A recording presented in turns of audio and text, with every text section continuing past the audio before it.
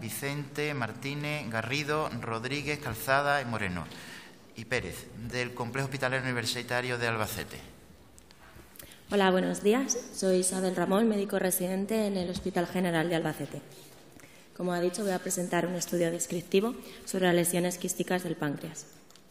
Como introducción, decir que las lesiones quísticas pancreáticas forman un grupo muy heterogéneo de tumores. Comprenden un amplio espectro de entidades histopatológicas con diferentes comportamientos biológicos, lo que plantea a menudo un verdadero reto diagnóstico y terapéutico.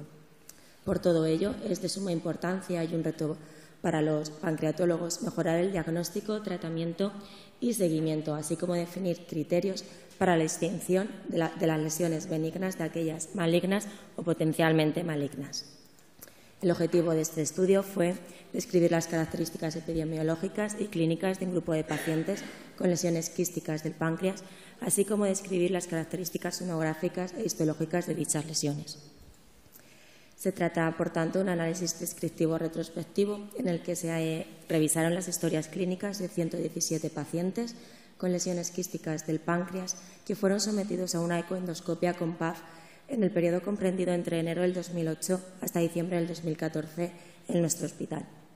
Las variables analizadas fueron la edad, el sexo, las características sonográficas de las lesiones, el diagnóstico histológico obtenido por PAF y el diagnóstico quirúrgico.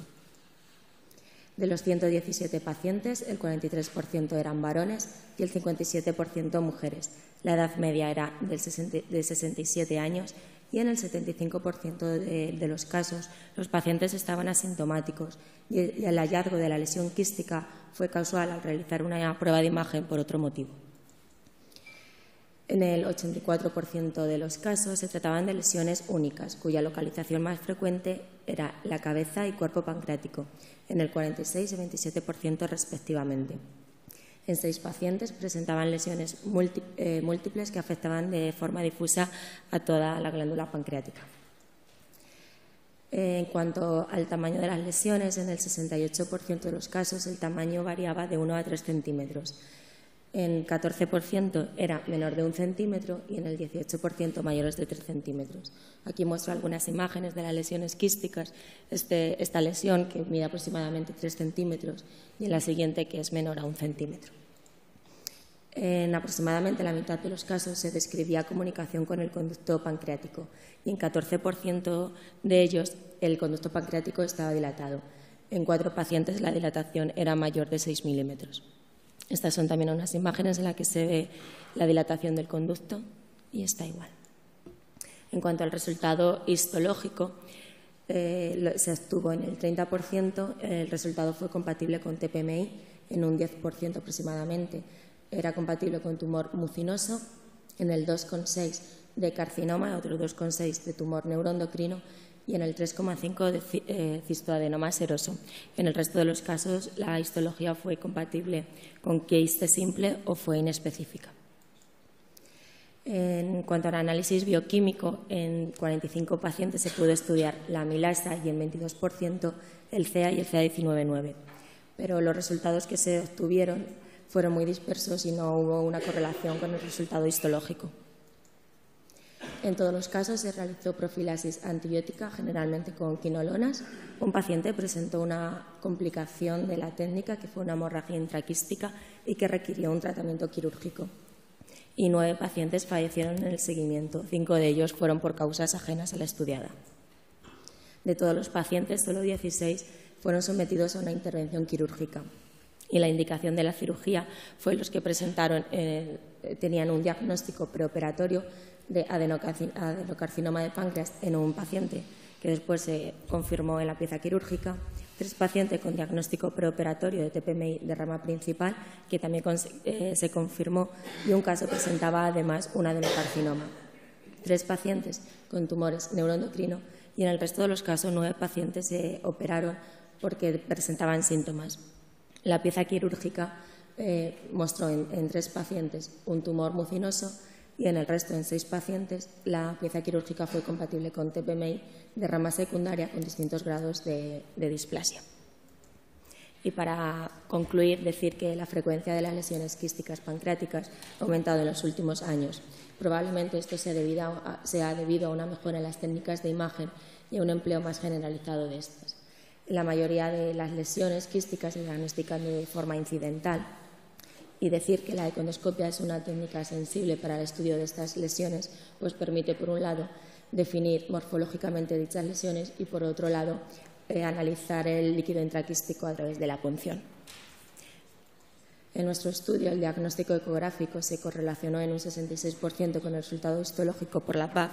Sin embargo, la determinación de los marcadores bioquímicos, como el CEA o la amilasa, mostraron valores muy dispersos y no fueron útiles para predecir la naturaleza de estas lesiones.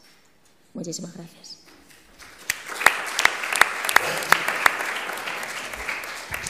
¿Alguna pregunta? Buenos días.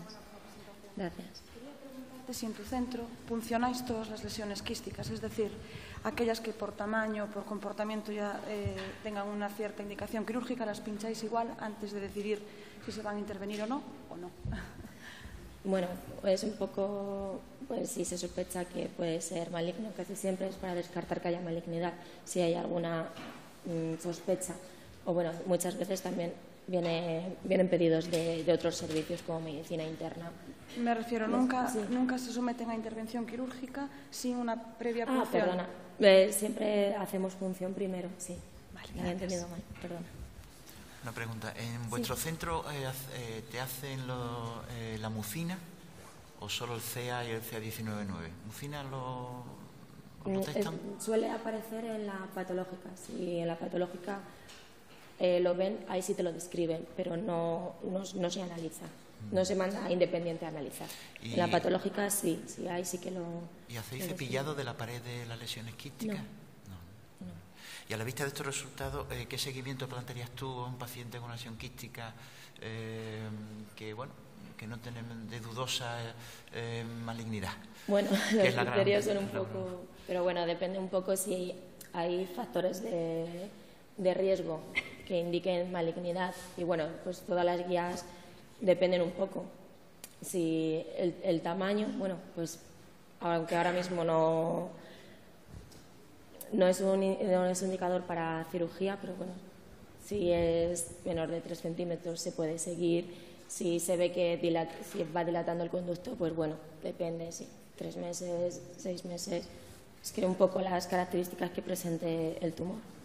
Es que varía y las guías lo que dicen, bueno, varía de todo eso. Y hay mucha controversia con todo eso. Muy bien, muchas gracias. Gracias. ¿Alguna pregunta? Nada. Muy bien, pues pasamos a la siguiente comunicación.